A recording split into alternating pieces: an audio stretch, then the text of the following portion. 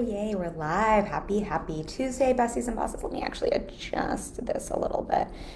There we go. All right, we are working properly. How are you all doing? I was joking with a client today. This is a dress I'm wearing, and I realized before one of my calls that my button on the top of my dress was open, so I just had to double check that now. If you're wondering why I'm looking down, but I'm buttoned into my dress, so we won't have any Super Bowl moments here on our live stream. But how y'all doing? Happy week. I'm looking forward to our conversation today. I think this is one that you've probably heard me talk about in some different ways before. I did a live stream on Instagram, one of my Instagram industry chats with my friend Ellie, and we were talking a lot about business models and the pros and cons of different business models. And it was actually one of those conversations that I think, because I'm so close to my business and why I love my business and my business model, and because I'm supporting clients one-on-one through various business models. Most of my clients don't have the business model I do. Most of my clients are in, some of them are in the same niche, many are in different niches and even different industries. And so I think sometimes I forget that this is something that people want to hear and need to know more about. So that's what prompted the conversation here. I thought I would bring it to all of you and dive in a little bit, because I forget again. I'm so close to it. I think it's just so obvious where the conversation today, and I'm hoping this will be both some things that are a little obvious and some things that maybe are refreshing to hear and permission giving around business. So today we're going to chat about what's shitty about my business model and why I love it anyway. Before we do, because I always forget this, let me dive into a couple announcements, the giveaways, that sort of stuff. So first and foremost, we've got a May masterclass for free coming up at the end of the month, and I'm super excited about this one. We're gonna dive into who I had to become to make reoccurring multi-five-figure cash months, and how you can define and own your role as a CEO for your own big cash months on repeat. So this is super fun for me because we're both going to look at the importance of reoccurring revenue. I think we don't talk about that enough, right? We talk about big income months, but not the importance of having reoccurring revenue and how sustaining that is, and how great for your nervous system, but also for your business that is. We're going to look at really the mindset, the identity piece around that, and who I had to become, what I had to let go of. I'm going to share some of that really transparently with you, because I've been writing some content around that. And y'all, I wish I could just say that, like, I started this business right as the person I needed to be, like totally thinking like a CEO and being the Kim you see today. But this is 7.5 years plus in this business. And I spent 10 years in the acting world, which was doing a lot of the work I needed to do to think and show up like a CEO. So I don't know, we're talking almost 20 years there total, plus a 3-year gap of being in the advertising industry. So yeah, that's about 20 years of who I had to become. I'm not saying it needs to take 20 years for you, but I want to highlight some of that really transparently for you. And then I'm also sharing one of my favorite practices I often give to my clients. It is borrowed from the acting world to help you really define and own your role as a CEO. It's both fun and really potent, and it just works really fucking well. So we're going to dive into all of that. If you sign up, you will both get access to the bonus playbook, which will walk you through that practice. So you can do that again and again. And we're doing a bonus this time around. If you sign up, I'm going to pick one winner from everyone who signs up. All you gotta do is sign up, and we're gonna pick one winner for a full-length coaching session, a 100K CEO mindset and strategy session. I am doing mini sessions of those right now, but those are limited, and this is gonna be one winner. We'll get a full-length session. So sign up, join me. That'll be in a couple weeks. The link, I will drop it after we're live. Actually, I have it right here. It's kimmarketsinger.com/ I have a bit.ly link, but I don't know what it is off the top of my head, but it's / multi-5-figure-months-on-repeat. Clearly I made that and not my team, because my team would have made a much more concise URL, but I just dropped that for y'all. If you want to sign up for that, I would love to have you. It'll obviously be in the group. If you want to sign up, you get those bonuses. And if you are joining me live today, anytime during the live, if you want to leave me a hello, if you want to leave me an emoji, if you want to just let me know that this resonates, praise hands, whatever that is, I'm going to pick one winner. We're going to give away a copy of my self-study workshop, which is, what are we giving away today? Hold on. I think I know what we're giving away, but let me just make sure I'm telling you the right thing. Yes, we're giving away Leverage Your Unique Millionaire Blueprint. So if you join live and say hello, I'm going to pick someone who joins live. I'll DM you and let you know. And this is going to dive into looking at your current relationship with your money and help you to get clear on the unhealthy expressions that keep you stuck, undercharging, under earning, overspending, and then help you rewrite that so you can create that blueprint that's going to help set you up for the type of financial success that you want, that relationship with money that you want. So again, all you gotta do, leave me an emoji if you're here live and you will be eligible. Since most people watch on the replay, you have a very, very good chance of winning if you're watching now or later live. And hopefully that'll entice some of you watching on the replay to come live more often, because I like getting to jam back and forth with y'all. That is one of my favorite things aside from having my calls. Okay, so let's dive into this conversation. So if you're on my email list, you probably got the email around this, and I'm just gonna highlight what we're gonna dive into today. But I think the reason for this conversation, and I think what I didn't realize when I had that conversation with Ali on Instagram, why this was so permission giving for people and helpful for people to hear, is I think there's just a lot of noise, and it's not even bad. I don't want to hate on marketing. I think marketing is doing its job. I think everyone who is selling what they're selling believes in what they're selling, and that's why they talk the loudest about it, right? I'm going to talk a lot about a one-on-one revenue share model and why that's right for me. It might not be right for you. It's not right for most people, but of course it's my job to speak to that a lot. And so because of that, we just have a space that is very loud, telling you all the right ways to make $1 million all the night, the best profit margin to have, the wrong profit margin to have, what is right, what's not right, what is the right kind of financial version of success. You should do ads, you shouldn't do ads. This is the right kind of income, this is the wrong kind of income. This is how you should launch, this isn't how you should launch, this is the model you should have, this isn't the model you should have. And it can just be very confusing, quite honestly. I think for most people, no matter how locked in and aligned you are, I think most people are not immune to shiny object syndrome, to seeing, oh my gosh, that seems easier, that seems better, maybe I should be doing that, maybe I'm doing that wrong.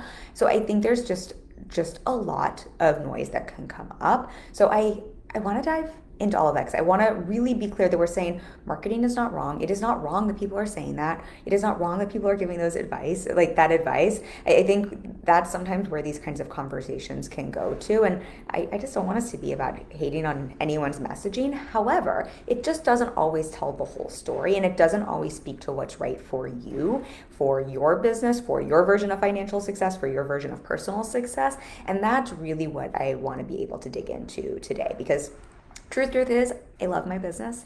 I love my business model. I sound like a fucking sap, but there were 2 times today I teared up because of just the clients I get to work with, who I love so dearly, and who, like, literally I pitch myself, I'm like, these are the humans I get to work with and have relationships with. And because of a message a client sent me, like, that's how I feel about my business. I love the life it has given me. I love everything this business has given me. And there are things about my business, and I love my profit margin. That was the other thing up in the email, right?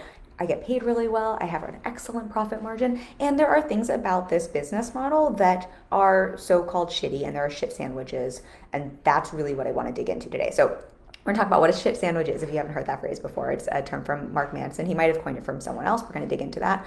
Why knowing the shit sandwich in your business that you're willing to eat is so essential, and why I think so many business owners who aren't focusing on this unintentionally get themselves in the wrong business model and sabotage their success. We're going to just be really transparent. I'm going to share just some of the shitty things about scaling a one-on-one business model, revenue share. I'm going to share all the pros as well, but I just want to be transparent around some of those things, because I think we just hear only sometimes the positive, and I think it's just helpful to hear, like, hey, there are just shit sandwiches with everything you're doing, and that doesn't mean it's wrong or bad. That can still be super delicious, which sounds really gross, but it can be. We'll talk briefly about a couple other business models, and I'm happy to answer questions if you have around that. And then I also want to spend a moment talking about profit. And I actually want to talk about this in a different way than you've probably heard me speak about this before. I actually have a little bit of beef around the way people are talking about profit, and how this is just, I think, another way we make one another wrong unintentionally, but that you can make yourself wrong or you can feel wrong. And so I just want to talk about that a little bit more transparently and offer you a different way to think about it. So got lots to share. Let me make sure I've got my notes here. And again, if you're live, say hi, drop me an emoji. Let me know if you have questions as we're talking through this too, because a lot of this is stuff I really want to make sure is beneficial to you. I feel like the best thing I can do as someone who is blessed to have been in business for over 7 years, and also support clients behind the scenes at every stage of business, right? Brand new, $1 million, $2 million plus, and everywhere in between. And that I've been doing that for so long, and because I do work with clients one-on-one only, and I see so much from both sides, I think I just have a very good perspective of what's real, what's not real, and what those shit sandwiches are with every model, and why that's okay. So let's talk shit sandwich first. If you haven't heard that phrase before, if you have, I would love to know, just who's heard that term. But if you haven't heard this term, Mark Manson wrote an article, gosh, probably before I started my business. So I think this is an old school article. I'm sure he got the term from someone else. And essentially what he said, and I basically shit sandwiches are trade-offs, but the way he phrased it, and I think it was just really helpful, was that every job, every industry has a shit sandwich. And it's not so much how do you find the job that doesn't have a shit sandwich, it's how do you find the job or the career or the business model here or the profit margin that has the shit sandwich you're willing to eat. And in the article, he described it really, I thought this was just such a great example where he was like, I just like glorified wanting to be a musician and a rock star. I was like, it would be so cool to be on stage performing in front of all of these people, right? And I think that is analogous to what I saw happen in the acting world, right? It would be so cool just to be acting and to be on a TV show and like to make all of this money. And we do this in our business space, right? We tend to just glorify whatever the positive aspect of any model is. It would be so cool to have an excellent business model and to work with clients who make you cry every day and to make multi-six figures, right? With like super sustainable without having to pay any money for ads and to take home 350K plus like with tons of room to scale where it's like pretty much limitless. Like we just see that part, right? And that is all true and that is all brilliant and that is all great. Just like if you book a TV show and you love acting, right? That is amazing. Just like if you're a musician and you're out on stage, it's so great to be able to perform in that way. And so often when we're looking at a business model or a career path, what we forget to look at is the shit sandwich associated with even the most glamorous jobs. So as Mark Manson puts it, with the musician, I think it's been a while since I read this article, but I think the way he framed it was, I tried to be a musician and then I realized, yeah, it's cool when you're on stage. And the way to getting on stage and having all of these adoring fans and getting to rock out and like live that rocker lifestyle meant like 10 hours a day practicing and writing music and being solo, just working on my chords. I don't know how to play music, and like that's just the shit sandwich of part of that career. It means being on the road a lot and it means not being home a lot. There's just a shit sandwich even with a glamorous job like that. Acting, as many of you know, I spent 10 years doing the acting thing.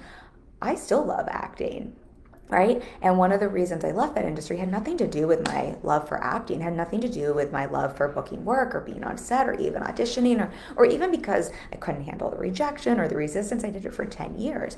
It was really that the shit sandwiches that came with being an actress at the start of those 10 years, I was super willing to eat. And at the end of 10 years, when I was looking at the next 10 years ahead, I just got really clear with myself. And I was like, these are just shit sandwiches that are just no longer palatable to me.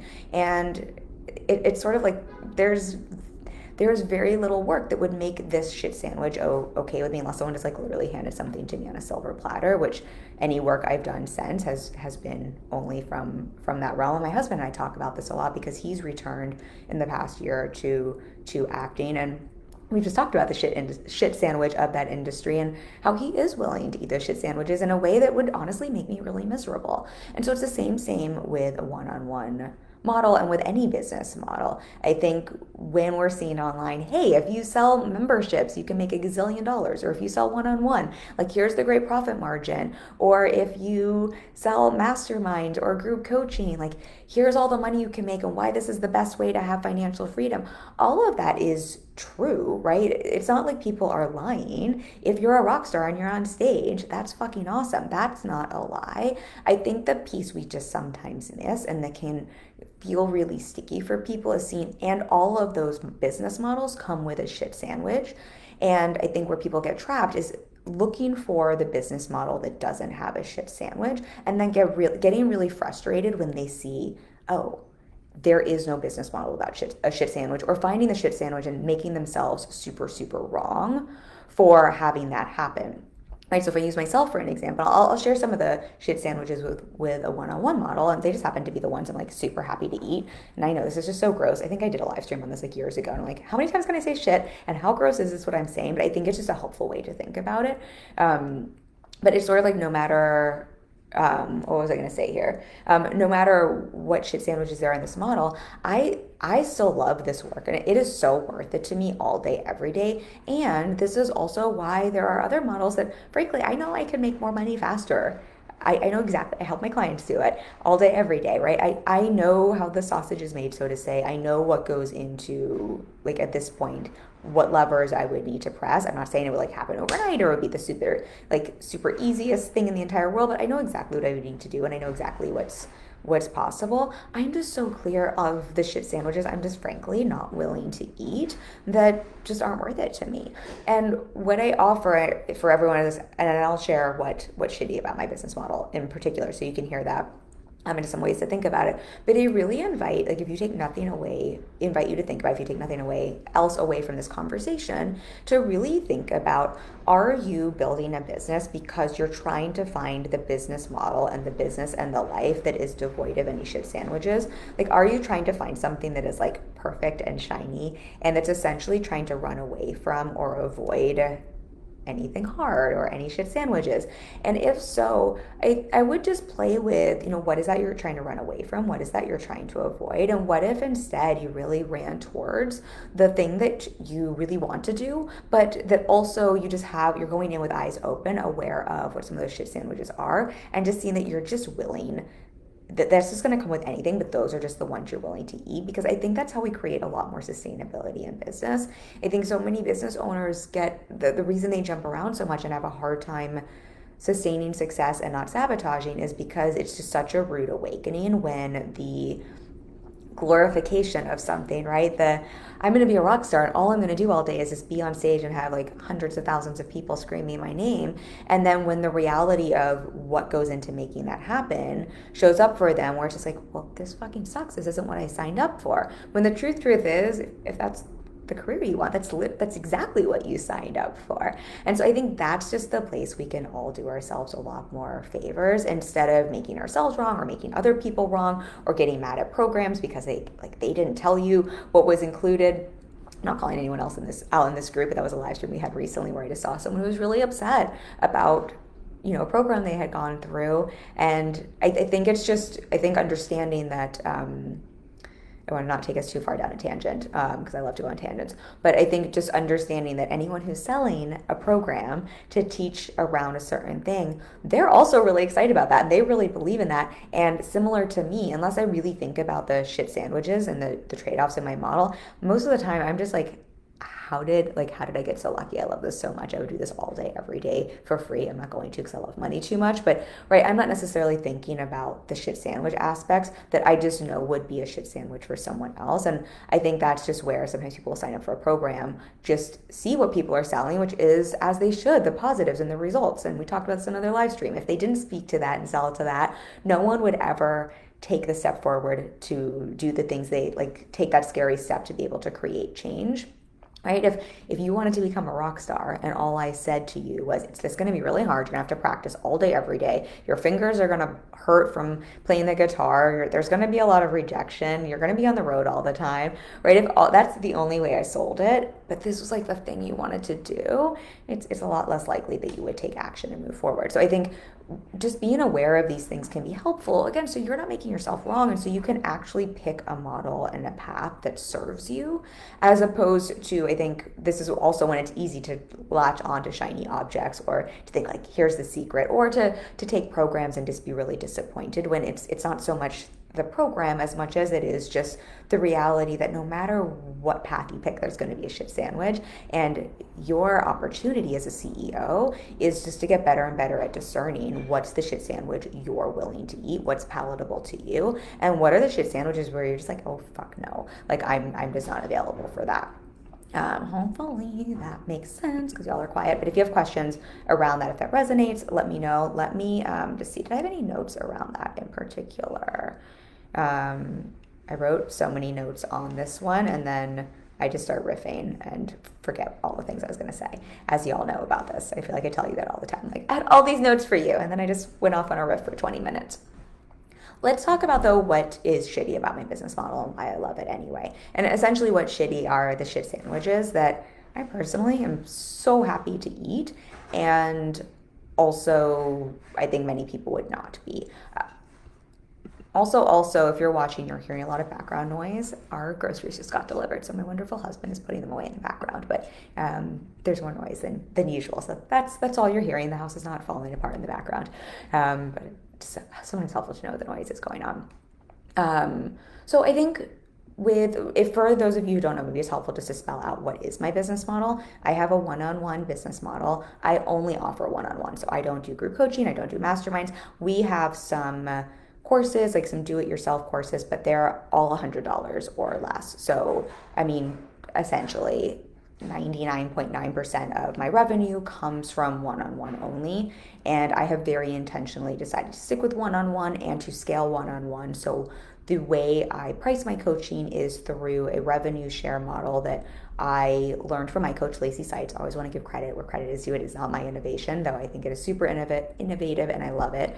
But essentially, my clients pay me a base rate, which covers my time and my team's time, and then they pay me 10% of revenue that they generate while we work together. So my revenue is really, the base rate is what I can count on. So when I speak to, I make $350K a year. That's just kind of the base rate if nothing really changes. If I don't offer a lot of VIP weekends, like that's just sort of what my business generates from one-on-one. And then the scalability really is up to my clients essentially, and what they're generating, that's where I'm able to scale my revenue. So I mean, that alone, we could have a whole conversation. If you have questions around that, I'm happy to answer them. I think I'm in an interesting and unique position where I've both been paying my coach for, gosh, I just renewed again. I think I'm going on 5.5 years with my coach. So I've both been paying my coach through revenue share. And that's also a celebration. I should celebrate that with y'all. I celebrated this with my coach. I made that decision in literally 1 minute. I got the renewal email and decided within a minute. And it was just such a nice place to see that I'm in, like, as a CEO and making decisions that way and knowing what my business needs and being able to have that sort of support. So that's a celebration. I celebrate CEO Kim for investing in support at that level and continuing to do so, even though I technically don't need it. I think that's something to celebrate. So I'm gonna celebrate that with y'all. But I think I'm in a unique position where I get to see this model from both paying my coach and also being paid in that way. And it's a beautiful model. There are lots of reasons I love it. Obviously, I would not have chosen it and stuck with it. And I've been using, gosh, I don't even know how long now, but I've had this model for a second now. So lots of reasons, or I wouldn't do it. And it would be such bullshit if I told you that it was perfect and there were no shit sandwiches with that model or with choosing only one-on-one. There are lots of reasons why I love one-on-one only. I mean, it is, I would be sad if I had a day where I didn't have calls with clients. I purposely build my schedule so I have calls every day, and nothing makes me happier than working with my clients. I'm very lucky and blessed that I have a roster, I can say, of all clients that are just a dream to work with, and many of them have worked with me for 3 years, 4 years. So I have a model that really encourages that and encourages clients to re-sign, and that sort of deep ongoing relationship that I'm celebrating with my coach. And I thrive in that way. It's how I thrive in supporting my clients. It's why my clients, honestly, I think get such big results. I think I'm an excellent coach, but I think part of it is also because we just build that long-term relationship together, and I just get to know them, their business, so much better than if it's just like a quick, 1 month here, 2 month here, quick program. And if you've been working with me for 4 years, there's no way you can get your shit past me, right? And I just know your business and your goals and what works for you so much better. So there's so many pluses to it. But if I only speak to that, you don't hear the shit sandwich part. And like, there's lots of things that are shitty about my business. For one thing, just to be so transparent, I don't know if I will make more than $350K this year, right? I might not, right? My scalability is really completely up to my clients, or, if I want to open up some VIP days or more intensives or something like that. But I guess that's technically scaling my revenue, but not really scaling in the traditional way we think about scaling. I think just seeing, like, it is a model. I think my coach talks about this a lot, where there's just so much surrender required, and there's just so much required in terms of also not putting pressure on my clients or expecting them to make money and really allowing them to be where they're at. Like, it's just so out of my control.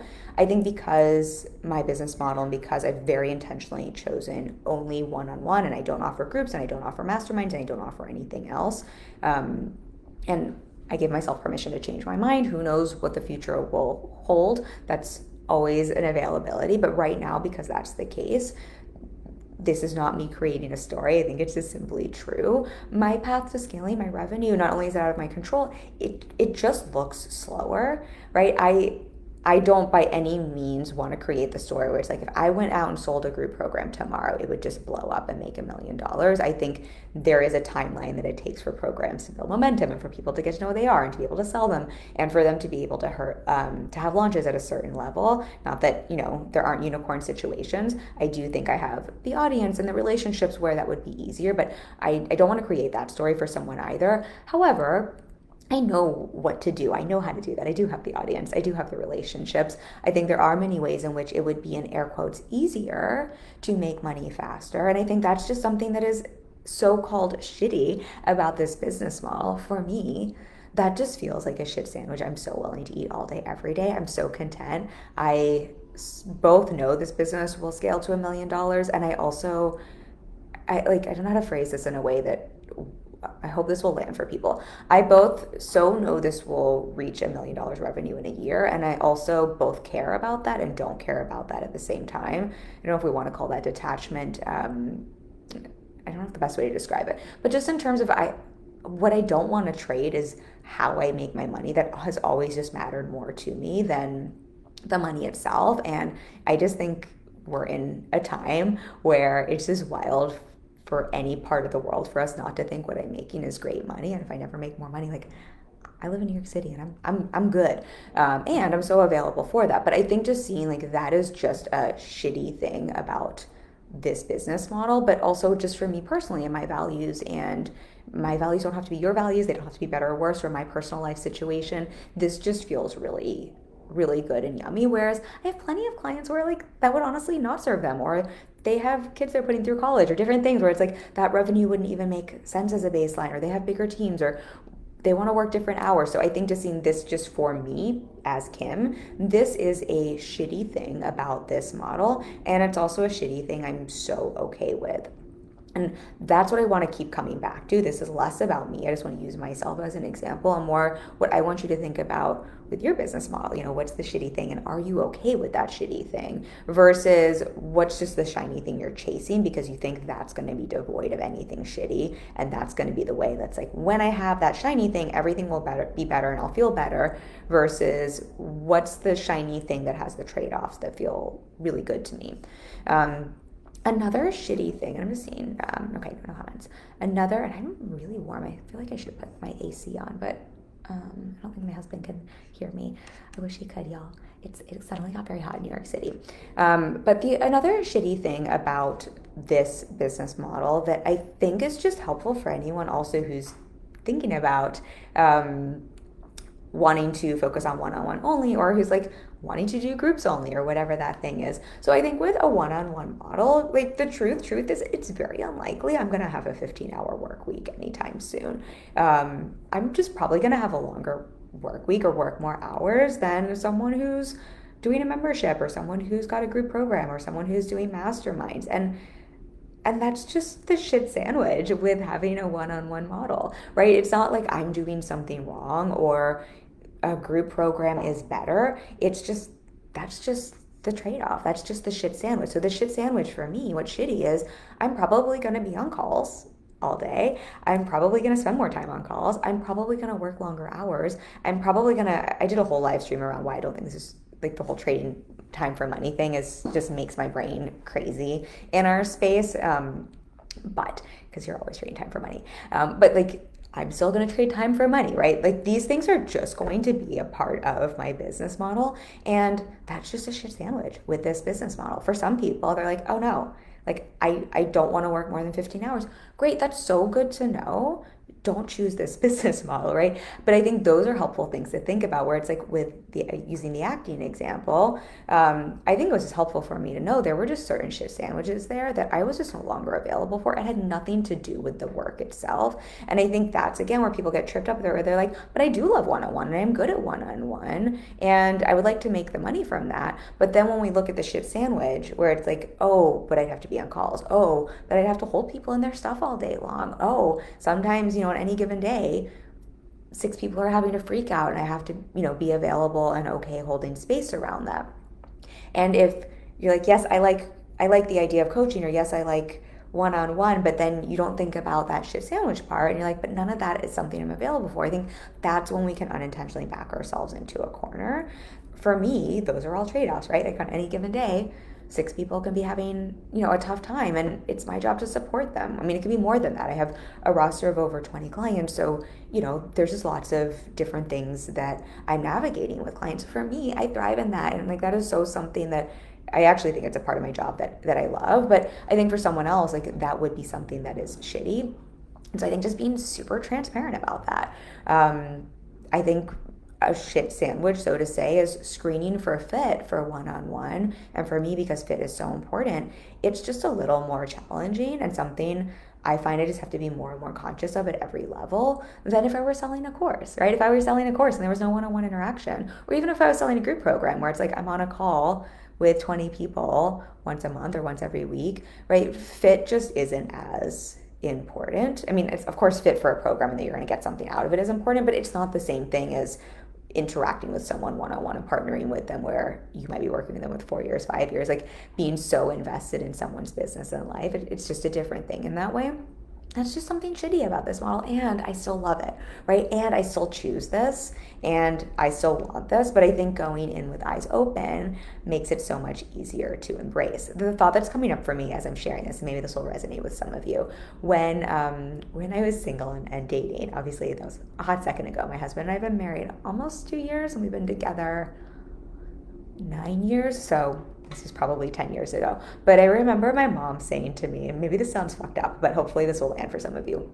I remember my mom saying to me when I was dating people, because she didn't know if I wanted to have kids or not, and she was just basically talking about love goggles and how when you meet someone, it's just so easy to like just see them in their best light. But every person, right, has a shit sandwich. Like we're all perfectly imperfect humans, and it's all about finding the right person, the right fit, the right perfectly imperfect human to go with our perfectly imperfect selves that we want to be on a life journey and grow together with. But everyone's got a shit sandwich, so to say. But the way my mom framed it, that I thought was just so helpful, because when you have love goggles, it's just really hard. Like I think my husband is a unicorn, and I couldn't necessarily tell you what those things are, but the way my mom framed it was, imagine if you had kids with this person and your kids had only their so-called worst traits. Would you be okay with that? And I thought, that's such a fascinating way to think about it. Obviously, your kids wouldn't just have the worst traits, but to see every human has different sides, and sometimes we just see, as we should in a relationship, see those great parts, but I think that can be a helpful way to see the so-called shit sandwich you're willing to eat in a relationship. The same is true with a business model. So when I look at my business model, I have love goggles on, right? I'm like, I just love one-on-one. It's so great. There are no shit sandwiches. But the truth is there are some of these things. And I think having that same frame where it's like, if I were to just focus on like some of these so-called shit sandwiches, like if I just zoom in on those, are those the things I'm still okay with? If so, it's the right business model for you, as opposed to just trying to find the model that, like, just going in only focusing on the positives, or trying to find the model that doesn't have any of those. Hopefully that story landed for you there. Okay, what else is shitty about my business model? I'm going to share a couple honest truths here that hopefully will be helpful for those of you who sell one-on-one. I think truth is, I think one-on-one business coaching, I think is a super saturated market.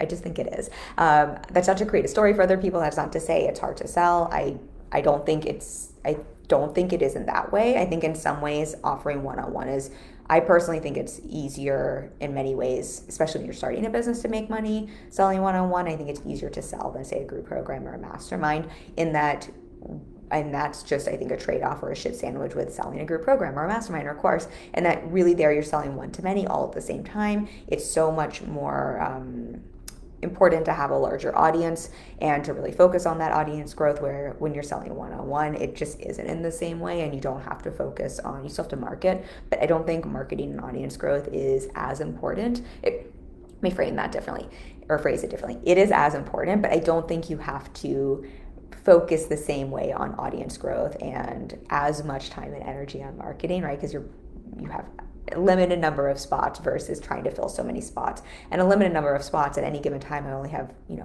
a couple spots that might become available if clients are renewing, versus if you're trying to fill a big program. And I think that's just a helpful thing to see there, where it's like, that's a shit sandwich for like different shit sandwiches for one-on-one group program, mastermind program courses. And I think in terms of one-on-one and business coaching in particular, I think the truth is I think it's just a really saturated market. And because of that, I don't think that's bad. I've talked about this so many times. I think in many ways that's very helpful because I think it helps. There are lots of people selling why you need a coach and why you need business coaching. I think that's only good for our industry. But excuse me, but I do think because of that and because of the nature of one-on-one and because of the investment point and because of the fit we were talking about and the relationship and the time commitment and just the way you're working intimately with someone, I think in general there is a longer customer journey to selling one-on-one than to selling something that is a little bit less of either a financial commitment or time commitment. And so that's just a shit sandwich with this model. To me, like I'm in this for, I'm not going anywhere. So to me, it doesn't make a difference. And at 7 years in, I think this was, more challenging year one, getting fully booked. But I think at this point, I just keep showing up. So there's always someone who's coming up through the customer journey. But I just want to normalize that. I do think for a one-on-one, often the customer journey can be a little bit longer. And I think, I'm trying to think of how to phrase this because I don't want to create stories for people either. I also know, I have a client right now who literally saw one post of mine, hired me a week later. I think that is also very possible for one-on-one, for any business model, right? That can very much happen. I actually have 2 clients like that right now. But here's the big but. The reason that customer journey, I think, was able to convert so quickly with my business models, I've also been putting content out every day for 7 years. So if someone lands on one post of mine, they can also go and quickly build a relationship and trust with me by binging a bunch of content in a way that, wasn't possible when I was starting my business. So of course, people can just meet you, hire you today. I don't want to create the story that that's not possible. And in terms of like the shit sandwich and the trade-off with a one-on-one only model, I do think the customer journey tends to be a little bit longer. And I think if you have a high ticket mastermind, right, the customer journey might just be a little bit longer. You might be looking at more like 6 months or a year customer journey. And that's just a shit sandwich. That doesn't mean it's wrong or bad. It's just, is that the shit sandwich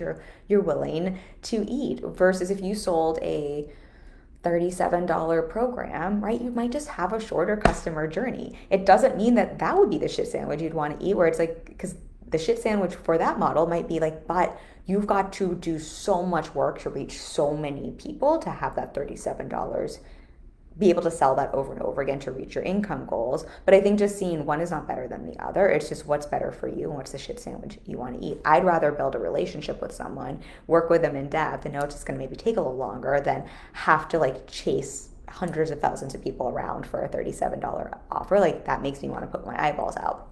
But for someone else, that might just be the most exciting thing ever. And so I think just coming back to this over and over again, where it's like, one isn't better than the other. One is not right. One is not wrong. One is not like, this is the secret to success. This is the secret to making $1 million. This is the right way to be a business owner. This is the way you're doing things right.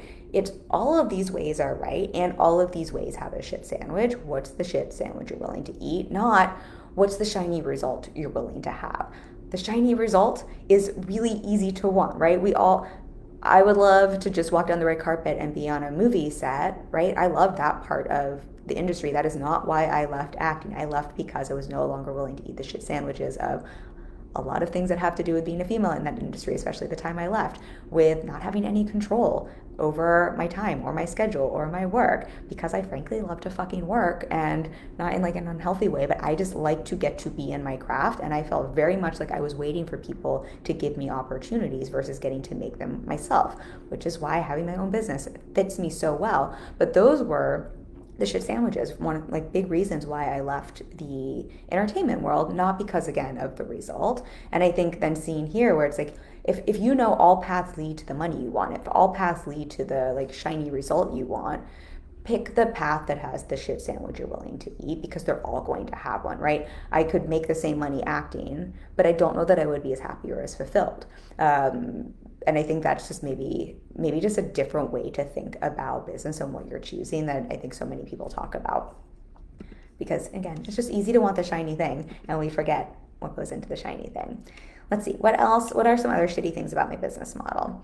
My business model that I love so much, but we want to talk about that. And don't mind me, like I'm like bright red sweating, so don't mind me at all. Okay, so another thing here, I just made notes on all of these so that I wouldn't forget, because I will say I had a hard time thinking of some of these because I know they're shit sandwiches, but I also like these are just the ones I'm willing to eat, so it's just gotten so easy for me. I mentioned this earlier a little bit, but I think this one is worth repeating. I think if you're focusing on one-on-one only, or even if you're I think a lot of my clients have group and one-on-one, but they're still holding one-on-one clients. I think the truth is, and I think this is something I wish people would maybe speak more about, because I think it would honestly support our industry more and the coaching industry overall. I think the truth is, if you're offering one-on-one, you're just holding people in a different capacity. And I personally think I've just had to do a lot of work in a really great way around my own stuff and around my own mindset and around boundaries and around what I like. I don't know a better way to phrase this, but I call it coming clean to coaching, where, I really am not bringing my stuff in and my projections, the best I can as a human, and that I'm really showing up for the client in front of me and what they want versus what I want for them or what I think is right, or, any of those kinds of things. And I think in many ways I personally think it's such a gift. And I think it's also just, it is a shit sandwich in some way that I think for certain people that would be heavy. Or if you're not doing the work around that, I've done a lot of work where the reason I can hold so many clients is I love them so, like I love my clients so much, like sincerely. And I don't take their stuff home with me, right? I can hold them and support them, but I'm just not taking any of it on if people are going through things. And I think that can just be a shit sandwich for some people if you haven't learned how to do that yet, or if you need support around that, it might just not even seem worth it, where it's like it just can feel, I think, heavy for some people, and I think for other people feel light. But I think just being really transparent around that's just a real shit sandwich.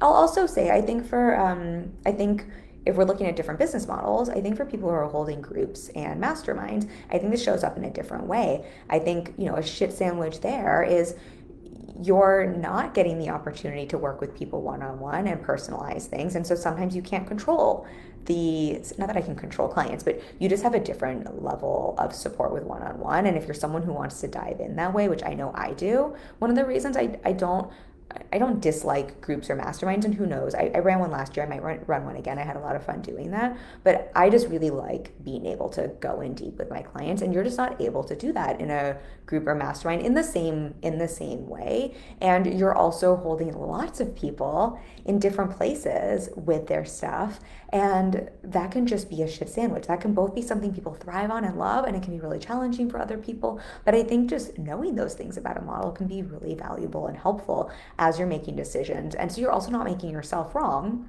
if you have a mastermind and you're like, oh, one of the things that's kind of shitty, but I'm totally okay with it because like that's just how I'm wired, is I can't go in as deep with every single person. And that's kind of a bummer. But I think for some people it's like, but I'm also totally okay with that. Like, this is how I like to hold people. And I also love that I get to work 15 hours a week instead of 30 or whatever that might be. But I think just seeing like shit sandwiches in air quotes, but if it's the shit sandwich you want to eat, it might be pretty palatable. Whereas for someone else, it might just be like, oh my gosh, I would hate not being able to go in deeper. Oh my gosh, it would feel so hard to hold one person in their stuff or to hold 20 people all at the same time. No comments, questions. Throw them at me if you have any questions. Did I have anything else here? So I want to make sure I talk about the profit talk. I just want to make sure that I covered the things here. I think those are some of the biggest ones. Yeah, we talked about the fit. We talked about the customer journey. We talked about the holding people stuff. We talked about the hours, and we talked about this is just in general, not creating a story, but it just can be a slower path to scale, and there's just a little less control over it. I think one of the trade-offs with revenue share in particular, so this isn't necessarily one-on-one because you can use revenue share. I know someone who's doing it with masterminds, but I think one of the trade-offs, one of the shit sandwiches with revenue share is I could just raise my rates and make more money tomorrow, right? I could just, like, there is a shit sandwich with choosing the revenue share model, and that I am very intentionally slowing, and not slowing because I don't want the money or I don't want to scale faster, but just because of other boxes, revenue share checks for me and beliefs. And that's a whole nother conversation. But I think just seeing like that just is a trade-off and that it is a slower path to scale. And I think that's just helpful to know because if my top value, if my top priority was make $1 million in a year as fast as possible, right? It would be just helpful to know the shit sandwich with this model and with this revenue share is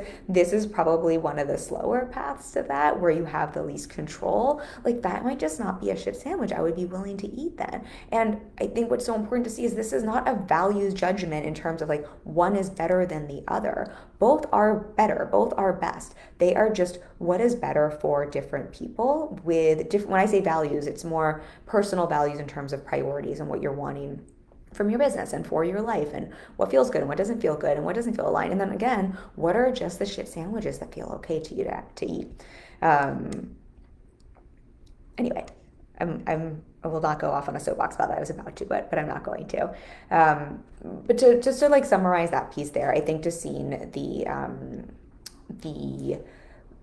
like summary of this is there are plenty of things that are shitty about a one-on-one model. There are plenty of things that are shitty about a revenue share model, and those are just so worth it to me, and that they don't feel like a big thing, and it's why I can love it anyway. And I really hope for you to feel the same, and I really hope for anyone who's like trying to search for the thing that doesn't have any shitty, instead to flip it where it's like, how can I search for the thing that whatever shitty is the thing where I'm like, oh cool, that's what's shitty, I'm so here for that, like that doesn't bother me, like that's my kind of shitty, or like that's totally worth it to me, right? That's really what I want to invite you to think about, because I think again we just trap ourselves when we're looking for the unicorn human, the unicorn business model, the unicorn career that doesn't have anything shitty, versus what is the thing that like whatever shitty about it is just like, oh, like totally cool with that, right?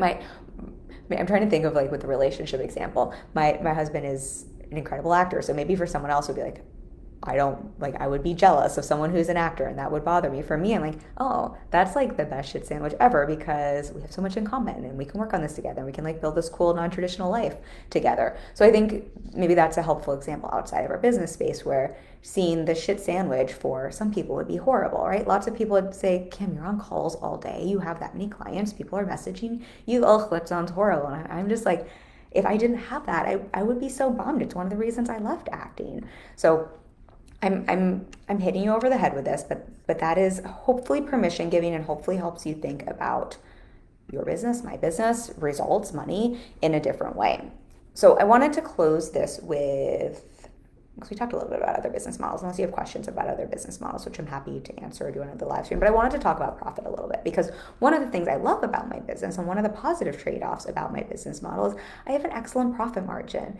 And I love that about my business. I think so often what we forget is that there is revenue and then there is what we pay ourselves and take home. And because I have a one-on-one only model and because I don't have some of the shit sandwiches that come with if I were selling a membership or if I was selling a big group program where I might need to be paying for ads or I might need to be paying for support coaches or I might need to pay for way more support because we're launching on a bigger level, right? Yes, I have a team. I have a team of 5. Yes, probably my biggest investment is my coach, right? I'm still obviously investing pretty heavily in my business and I invest on a high level in many ways. So it's not to say I have a like 100% profit margin. That would actually be a very unhealthy profit margin in my opinion, which we're going to talk about in a second.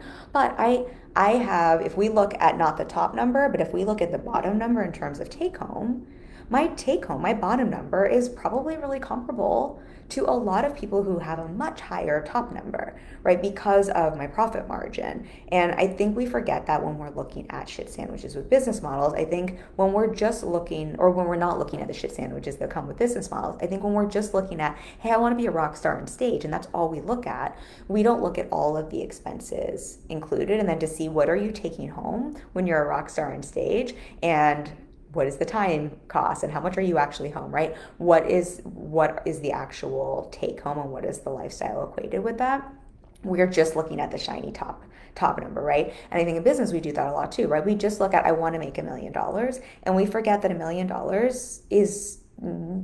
does not necessarily mean the same bottom number. You can make $1 million and you can spend 500K in expenses and then have whatever taxes and take money home. You can make $1 million and spend 200K in expenses and taxes and take whatever home, right? Like there's just different bottom numbers. And so one of the things I do love about my business model, and I think for those of you who, because I do want to be a voice in our space for, you can make excellent fucking money only doing one-on-one. You can make excellent money doing one-on-one and never even choose to scale, right? Or you can scale it to $1 million plus and everywhere in between. And you can do that with or without revenue share. Again, I could scale one-on-one faster, higher, if I didn't have a revenue share model. I just, for many reasons, intentionally choose not to do that. But I think, again, looking as a one-on-one coach, one of the not shit sandwiches, and one of the shit sandwiches I think that maybe come with other business models, is just seeing you have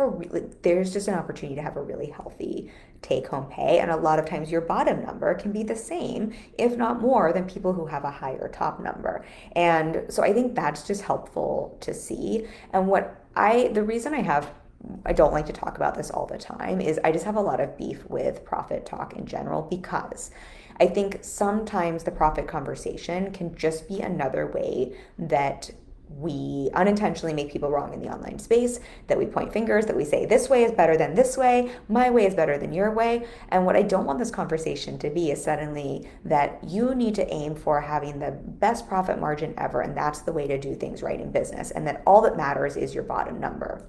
What I do want to be a voice for is profit matters, paying yourself matters, care about your profit, and don't get so fixated on the top number that you're not paying attention to the bottom number and what you're paying yourself, and pay attention to the shit sandwiches that are worth it for you to eat, and seeing that you can pick a shitty business model like one-on-one where you're trading time for money and you're on calls more, but if that's the shit sandwich you're willing to eat, you can still have a profit and take home that is equivalent to 500K, $1 million, depending on what you're making, right? So I think that is the conversation I want to be a voice for. And I want to be a voice for, of course, profit matters. That is something I care a lot about with my clients. It's one of the reasons I honestly don't just want to raise my rates and make more money that way, because I could charge far, far more. And that would just fuck a lot of my clients' profit margin over, which goes against the type of work I want to do, which is partnering with them long term. Many things I believe in. But before I go down that side tangent, what I want to be really mindful of with the profit talk is seeing that it's also okay if you decide that, hey, I want to have a membership model. I would say just be mindful of a membership model, because there's a lot of shit sandwiches associated with that one, and I have a few clients who do it really well, and I just know how challenging that one is. But that's just a generalization. There are people who do it really well, but we'll just use that as an example. And you spend a lot more on acquiring clients, and so you have a smaller profit margin, but your top number is higher, and so your profit margin is, you're not taking home as much profit, but your profit number maybe is the same I'm taking home. At the end of the day, we're taking home the same amount of money. Who the fuck cares if you're choosing something because you're like, I love this model, I love running it, I love tinkering with ads, it is so fun for me to get to run a membership, and I love all the time freedom that gives me, right? That's great. Similarly, if you have a membership mastermind, and you pay a bunch of support coaches, and you pay your team more, and so your profit margin maybe isn't as, in air quotes, good as my profit margin. I mean, we just have a different profit margin. One is not better than the other. They are just different because they are different business models, right? And maybe we take home the same amount of money. That does not mean I am better, you are better, your business model is better, my business model is better. It just means they are different, and they require different expenses to run to take home the same amount of money.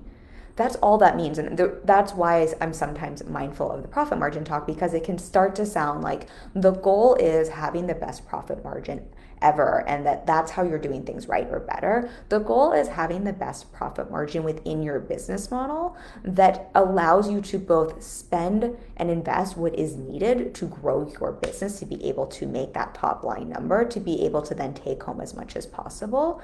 But the goal is not have the best profit margin ever that looks like someone in a different business model. That's a really great way to fuck yourself over, to make yourself wrong, and honestly to not have as much take-home pay. Because if we use the example of one-on-one versus a mastermind.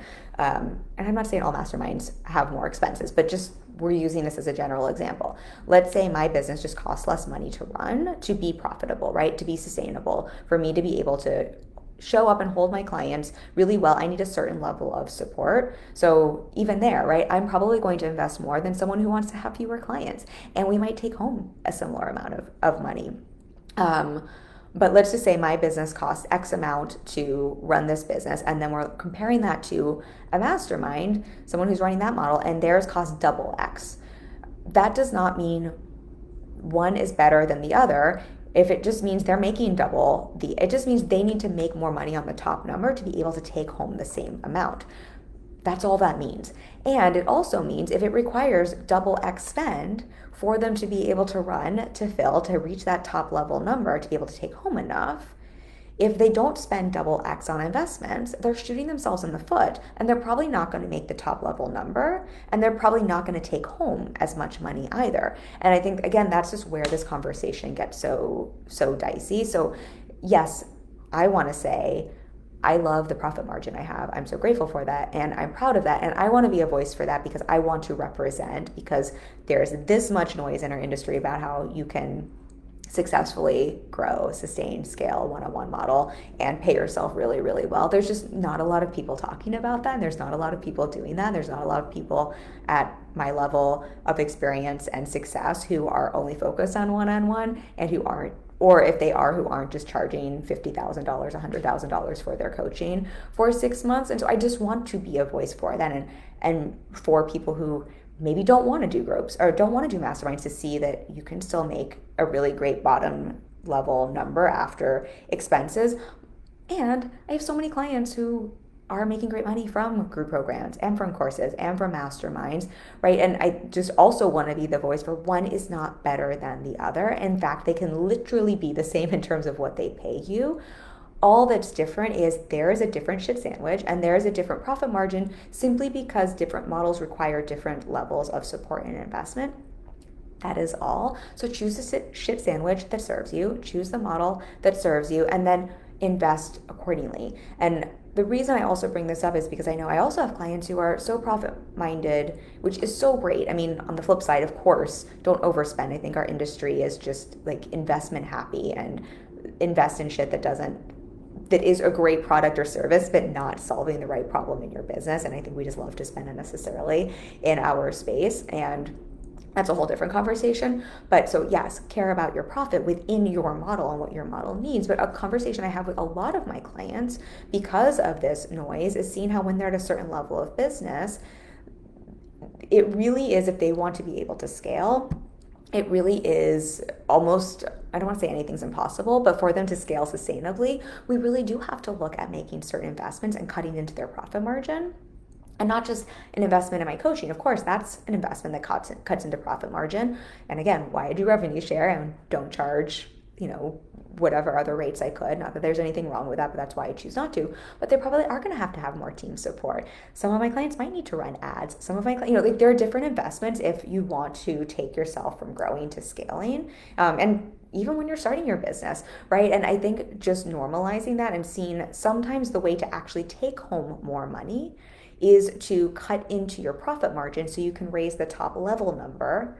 And sometimes that means investing more to be able to make more, to raise the top level number so that you can pay yourself more, so that you can do so sustainably. And that's just a conversation I have to have with a lot of clients. And not in a bad way, but I think just in this way where we can just get wrapped around like there's a right percentage profit margin as opposed to what's right for what stage of business you're in, for the model you have, and for what your business really needs to both sustain and then to be able to grow or to scale. So I think knowing that, hopefully that makes sense, because I know sometimes without like seeing numbers on a chart, it can sound a little nebulous. But if anyone has questions around that, let me know. The other piece that I wanted to touch on, I always run a little late, but I promised I was going to say this in the bullets. I will just touch on this real quickly.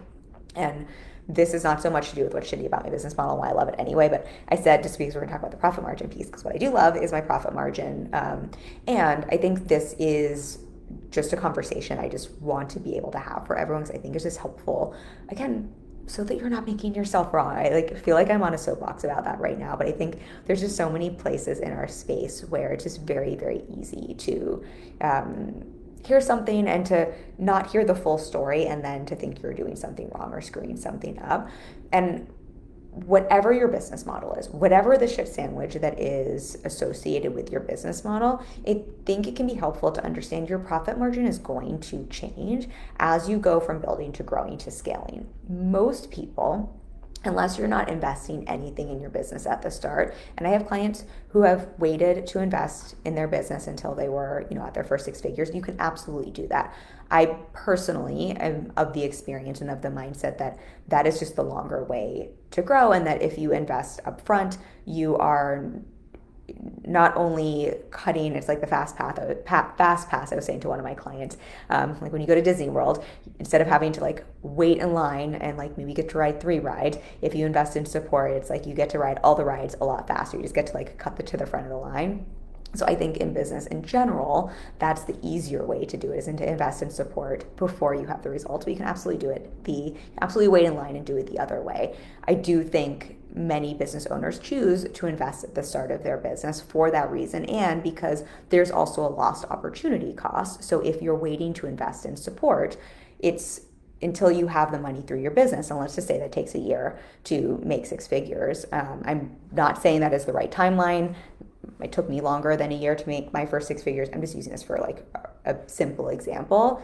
If let's say it takes 2 years. This is a better example. Let's say it takes 2 years on your own to reach your first 6 figures, but with support, that happens in a year. Yes, you're investing in support, but you're also then not leaving all of those opportunities to make money on the table. And so you increased your earning ability sooner and faster. So hopefully that makes sense. Like, I know if I wasn't investing in support, I wouldn't be spending on support, but I would also be making far less money just in terms of what support allows me to be able to bring in through the door. And because of that, oftentimes people invest heavier at the start of their business in some ways. And because you don't have the revenue coming in yet, a lot of times your profit margin, this is why I don't know what the stats are, but it's something like most businesses offline aren't profitable until like year 5, might be online as well. But that's why. That's why if we look outside our online space, people, if we look at startup culture, right, they are getting loans, they're getting venture capitalists. I'm using the terminology wrong, I think, but right, that if I were to open up a store down the street, I would need to get a big loan because that is just what is required. But then that means your profit margin, right? You're investing a lot before all the revenue comes in. So for most people, when you're growing and you're waiting until, or not waiting, but you're going from 0 to say 10K or even 15K months, your profit margin probably is going to just be a little lopsided, where you probably are spending a little bit more than is like your ideal profit margin. And then and oftentimes this is also the time where sometimes we have to invest even a little bit more. So you're not paying yourself more yet, because that extra investment is what helps you to then scale. And I would say then usually, this is different for everyone based on investments, business model, investments needed, right? As a one-on-one coach, it probably was easier for me than maybe if I was running, I don't know, if I needed to run a bunch of ads or something like that. But I would say then around the 15 to 20K mark per month, right? That's when things start to even out. And then from that, as you continue to scale, yes, your investments might scale along with it, but it tends to, if your business model is healthy and if it's working, it tends to like at the beginning, kind of if we have like a graph here and we had 2 lines, at the beginning, the numbers are kind of close or even lopsided, where your take home is less than what you're investing. And ideally what's happening as you're making more money, yes, you're continuing to invest more, but also your revenue is going up and that gap is becoming wider and wider. And so your profit margin tends to increase as you're making more money either way. So I hope that made sense without a graph, but I wanted to say that as well and normalize that, simply because, again, I notice, because I hear this from clients all the time, where they're building their business and they're hearing people talk about like their awesome profit margin, and they're looking at what they're making and they're doing great, but they're like, why do I not have that profit margin? And this is exactly why, because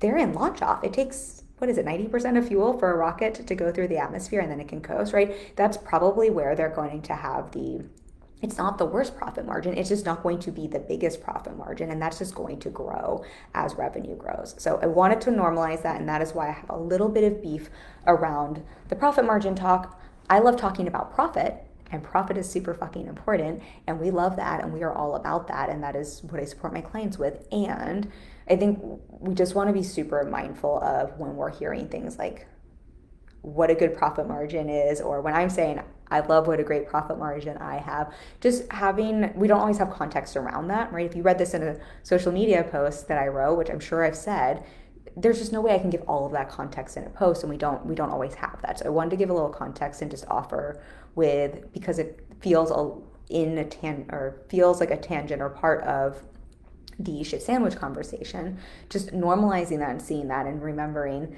that even profit margin, yes, we care about profit, but there's going to, that's going to look different with different models, and there's going to be a so-called shit sandwich that might be associated with just what's the shit sandwich you're willing to eat. And at the end of the day, what really matters more than your profit margin percentage is your actual profit you're taking home.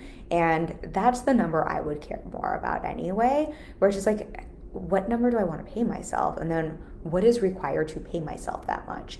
If I know what I want to pay myself and there's these 4 different ways to do it, what investments are required in those 4 different ways? And then what's the shit sandwich of those 4 different ways I'm willing to eat, right? And just seeing it might, way 2 and way 4 might have very different investments needed, because they might have very different top level numbers, right? If way 1 is one-on-one and way 2 is a mastermind, and this way is like you don't have to invest as much, but you have all the shitty things like being on calls and you work more hours, and your top number is going to be lower, but you're going to pay yourself exactly the same as the mastermind version, which is you're going to have to invest way more. Your top number is going to be higher. There's the shit sandwich of you're having to hold a bunch of people on calls and you don't get to go dive deep with people, whatever the thing is there.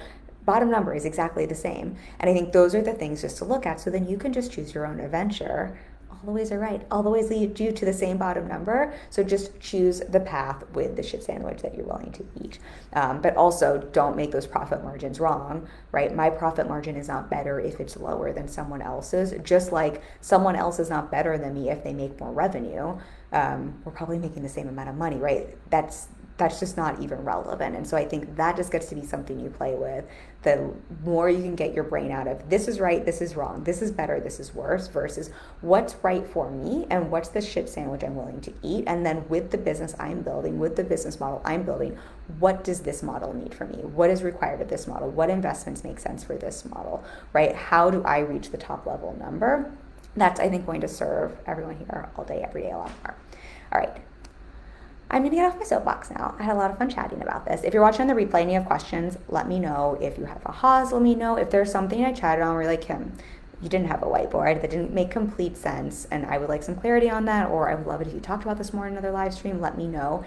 And, I don't think I shared this at the beginning of our live stream. This is the week where, our first week on the podcast, where we're having 2 episodes per week. So we had our episode drop on Monday, and then Thursday, every week we're going to have a bite-sized biz lesson with a You Asked, I Answered episode, where I will answer one of your questions on the podcast. So if you have a question for me that came up here, or another question around the clarity, mindset, strategy, and action that goes into building a business on your terms, making recurring revenue, having that sustainability, and the profit margin, the bottom line number to pay yourself well, you can leave it here. You can DM me. You can email me if you're on my email list, and we will have a form eventually for y'all to fill out. But until then, reach out, and if it's a question that is in my wheelhouse, if it's something here I can quickly answer, I will, but you might also hear it on a future episode.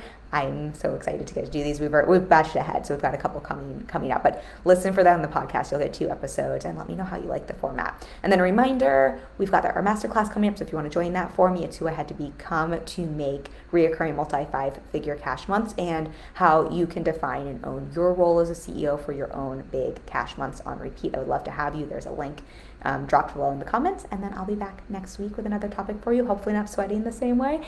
And I love you all so much. Thank you for being here. Bye.